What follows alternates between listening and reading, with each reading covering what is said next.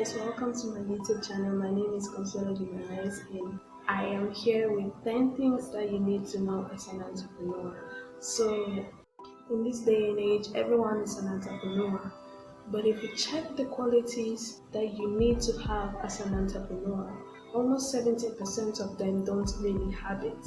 So today, I am here with 10 things that you need to know as an entrepreneur. So the first thing I want to talk about is how to create value on your product.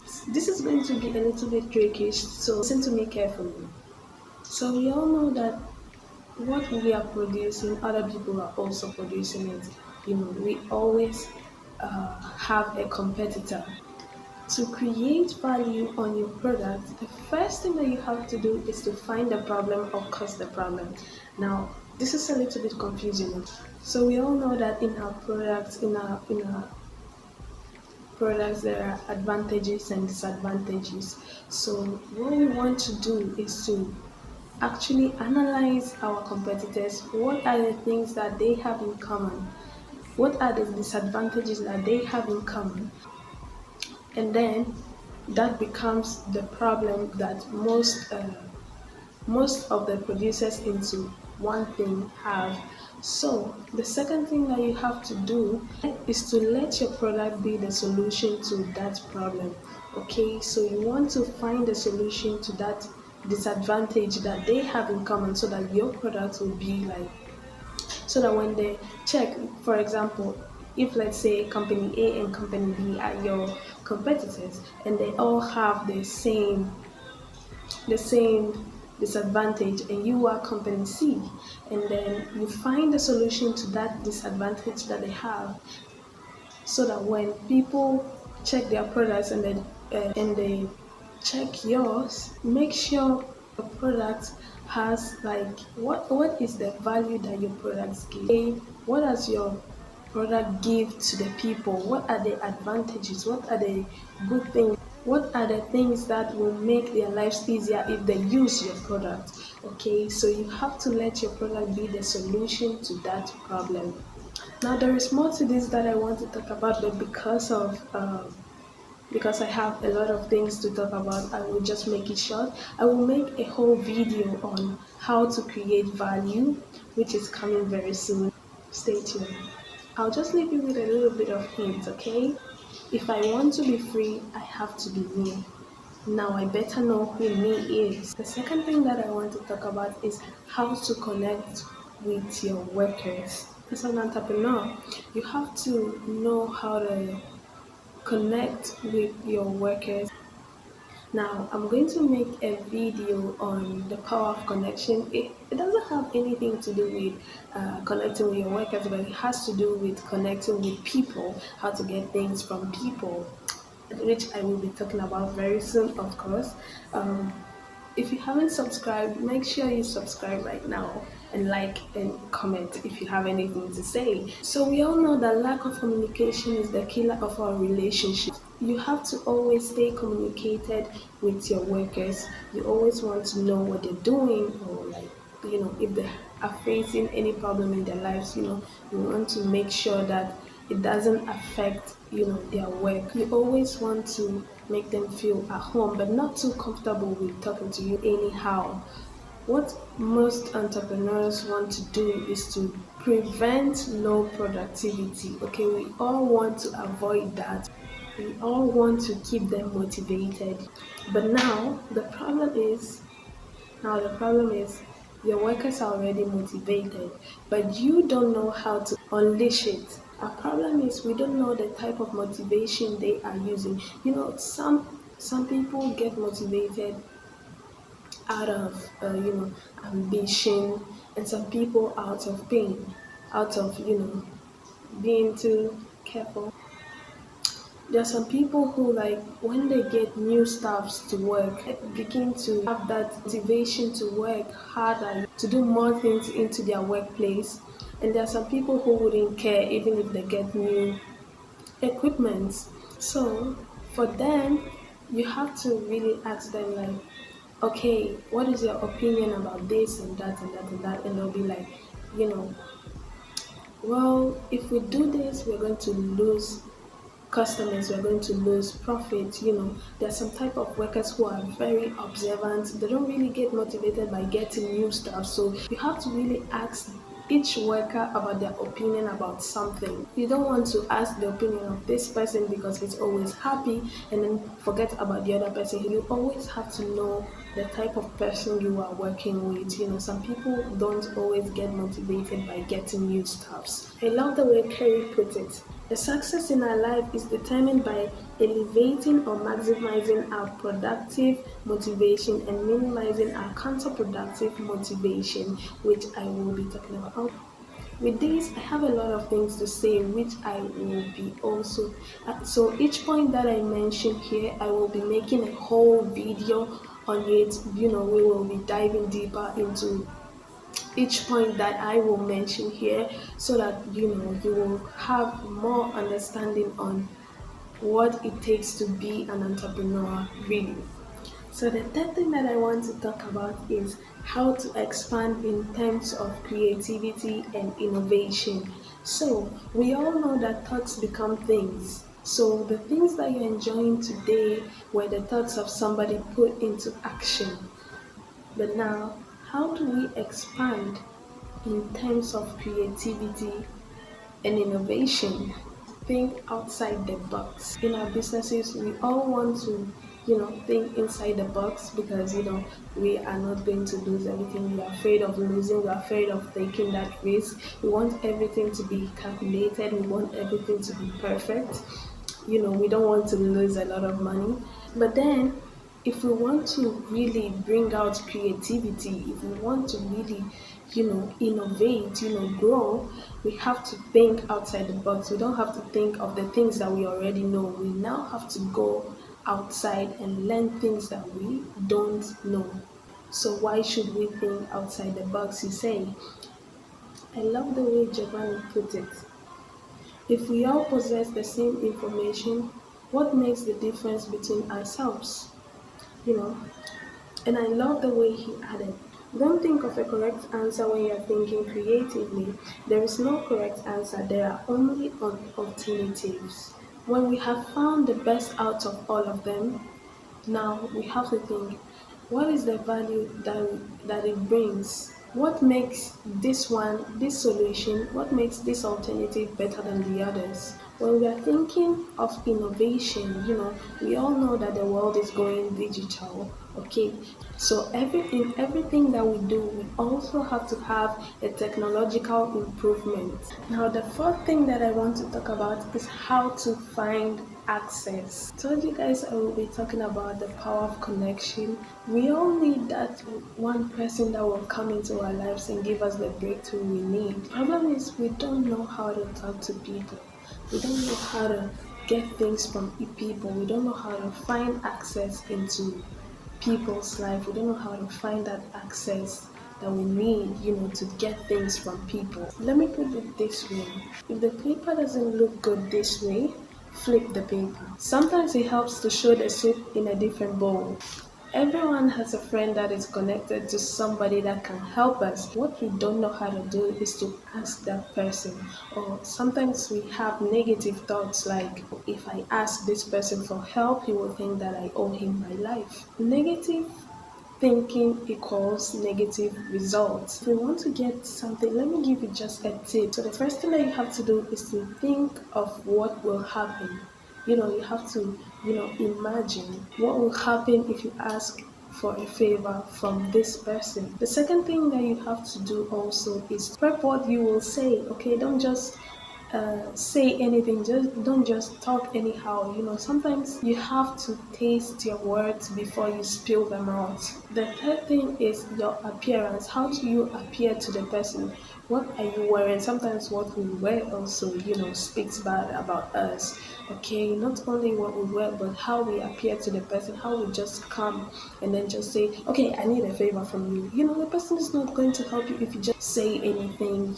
The fourth thing is show the person your value, what you can give him back. You want to show him that value, that friendship value. The fifth thing is feedback. Try to get into the person's mind and see yourself towards that perspective.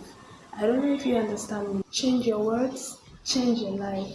The good news is words are free. The second thing that I want to talk about is how to advertise at a lower cost, of course. But this advertisement, I'm not talking about advertisements on TVs, well, unless you have a friend that works around that area. We want big scale, but we don't want a lot of cost. This type of advertisement, like I said that I will be talking about it. I think this is the third time that I'm mentioning it that I will be talking about the power of connection. So it is not that people don't want to help you. It is the way that you present yourself to them that makes them not to help you sometimes, okay? So like I said before, that sometimes it helps to show the soup in a different bowl. You have to know the kind of person you are dealing with, okay? So in your contacts, all your contacts, okay, all your contacts, all the people in your phone are your customers. Yes, they are your customers. Yes. All the people on your phone are your customers.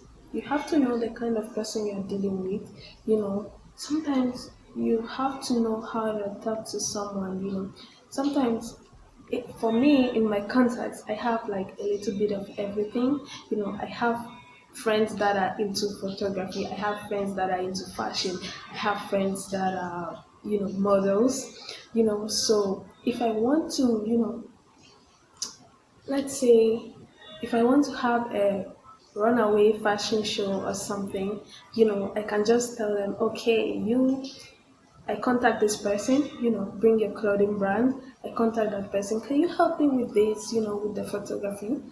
And then I contact the models. Can you help me with, this? I have already made a whole show, so I don't need to go and be searching again and be paying high prices, and I can pay them maybe a little bit. It depends on how you talk to the person. If you talk to the person well, maybe they will change their mind and they will want to help you. They will want to be a part of something big that you're planning. Dream, that is the power of connection. The second thing that I want to talk about is how to add value to your product. The first thing that I talked about was how to create it. Now, this is how to add value to your product. So, what I want to say is if it doesn't cost you anything, why don't I help and make someone's life feel better? We all know the basic things of adding value to your product, which is, the design, the packaging, and, a lot of stuff. But what I want to also add is customer preference. I know this is really not part of adding value, what are you talking about? Yeah, using Coca-Cola as an example. So what they did is to make their customers feel more better, they introduced Coca-Cola Zero, which has to do with the people who cannot consume sugar or don't like sugar at all, so that they can also be able to enjoy this fizzy drink. You have to interact with your customers and see their opinion about your product. What are the things that you need to add to your product which will make their lives easier. The eighth thing that I want to talk about is how to visualize and calculate your risk properly. Hazard recognition. If you don't know what the hazards are, you cannot avoid them. The first thing that you have to do or write or calculate is ask yourself what's going to go wrong. Okay, we all know that there are things that can just bump into. So you have to have another alternative where if this goes wrong, I will do this, I will do that. You must have a second plan. And the second thing that you have to know is to always be aware of changes.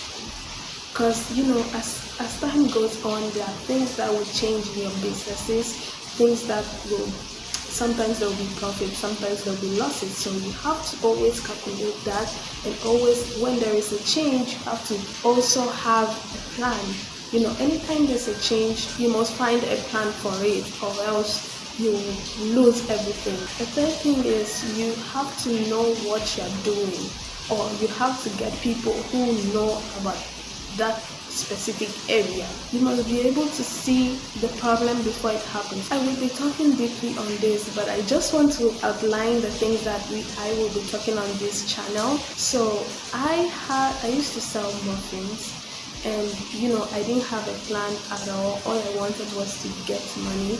And then when people stopped buying the stuff, I didn't have any other alternative. I didn't know what to add to my muffins that will actually make people to buy them. So people started losing interest. Maybe because, I added a little bit more sugar or little sugar, I don't know.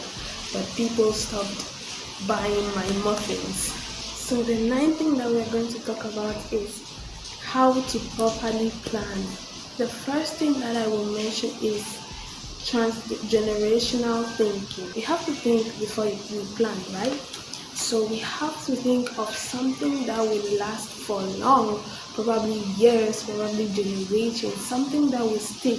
We don't want to have something that will lose its value, something that will be really short.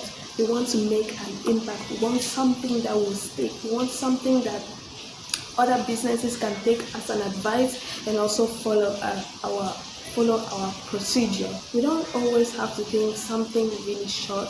We have to think of long-term plans. Long-term plans are always the best because they last longer. The second thing that I want to mention is future thinking. Okay, we have this knowledge that our future will be all about technology, but we have ignored the other sections like art. Don't only concentrate on one side. We have to think of the art, culture, technology. There are different possibilities. We don't always have to think of one possibility. Art also changes with time. So we have to think about what is it that you can bring, you can attach, you can create in the future. What is it that you can put into the future? What is the new thing that you can create to make somebody's future better? The last thing that I want to talk about is, oh my gosh, how to get people to do what you want. I know this is so controlling, but effective. And don't be frustrated about what I'm about to say, please. This is also connected to the power of connection that I will be talking about. The first thing that we have to know is how can we speak powerfully to create change. We have to know how to persuade people to do what we need them to do. Most of us call ourselves entrepreneurs, but we don't really have that influence. We don't really influence people. So the thing that you have to know is that you have to be the influencer, not the influenced. If not, you will never be satisfied in the work that you're doing or the business that you're doing. So in making people to do what we want, in persuading people to do what we want, we have to be honest, authentic. We have to be ourselves to them. If not, they will actually know if you're being fake to them. They will actually detect it, okay? They will actually detect that acting of yours. So you always have to be you. You always have to be free and talk like yourself. Maintain your integrity, okay? Whatever thing you say, you have to do it, okay? Don't be giving promises that you will never do. Keep your integrity. And also the last thing is love. Wish them well. You don't want to be fake friends with someone. You don't have to be faking things just to get something from someone. You have to show them love. You have to show them that you care for them. You always have to be there for them. In doing that, they will see that you are a good person. In getting things from someone doesn't mean that you have to be faking. You have to just know how to talk to someone. Sometimes it is not what you say, but how you say it. The beginning starts with a play, then they begin to love you. Not that type of, relationship love, dating love, but as in friendship, as in, companionship, always being there for each other. And then they begin to love you. And then you begin by explaining them what are the things that you need from them, but not in a bad way, okay? You have to know how to express yourself to the person. Don't just go and boom it all on the person. If not, the person will never help you. These are the 10 things that you need to know as an entrepreneur.